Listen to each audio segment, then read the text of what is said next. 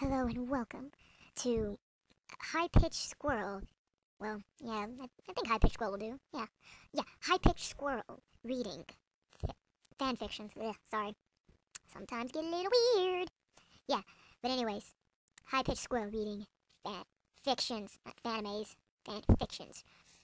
I mean, if any of you have any horrible fan fictions you would like to throw my way, please tell me, because I'm pretty sure you want to hear them read in this voice, because it's hilarious and cute. Alright, today we are going to be reading Blood Raining Night, Chapter 1. And oh yes, I plan on reading this entire series, all the way to Chapter 27. That's the current new chapter that's out. You can find it on DeviantArt. Oh yes, she has made her way to DeviantArt. Check out her gallery. It's not as bad as it looks.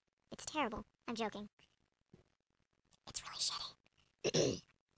Anyways, Blood Raining Night, Chapter 1. The first rainy night. The sky was blue out. Rachel had just opened her golden eyes to the morning like she has for the past 17 years of her life. Sorry. She groggily rubbed her hands on her eyelids and rolled over. She was staring Denmark in the face, or as she calls him, Denny. Denny-kun! She spoke softly like floating butterflies on the breeze. Good morning, I've missed you in my sleep. Logic. I've missed you too. He took his hand and ran it down the tip of her furry ear. Her ears twitched with delight. I get worried about you sometimes, though.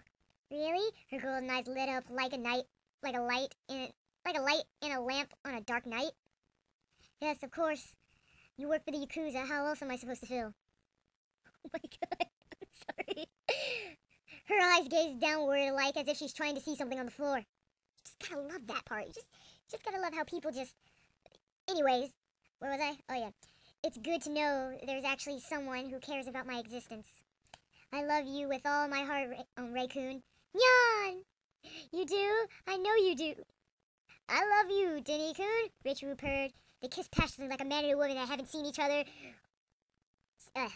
for 40 years, but have loved each other. Have loved each other all that time. She wanted to drink his blood really badly. I mean, really bad. But she couldn't. For if she were to suck the life juices out of him, giggity, it would turn him into a demon vampire. I'm so lost right there. So she's a cat, but she's a demon vampire? Or something? Anyways, of course, she would never let anything bad happen to him. He was the love of her life, and her only love. Rachel dressed in her outfit she wore to the Yakuza and got ready for work. She wore a white schoolgirl's outfit that had long sleeves, a red ribbon around her neck, red trimming that went on her sleeve, a red skirt, and brown hair tied up in a ribbon red as blood, and a big bun. Her long brown hair with her blue highlights in the middle swayed in the breeze so beautifully she could almost kill someone with her. Lips were really red, but she didn't need expected. She would have a tough assignment today. What? I think I may have misread that. Hold on.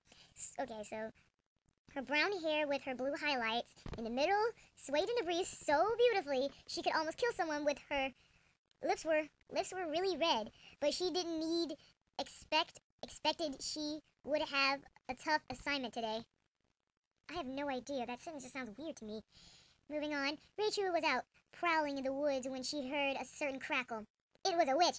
Oh, the witch said in a nasty voice like you're eating something slimy. I see there's a girl out to get me, and she thinks she's prettier than me, eh? I have no idea. What? Well, Rachel smiled. You are old and ugly, and I am assigned to kill you. This will be the last time you fight me. Rachel ran toward the hag, her breast delicately bouncing in the wind.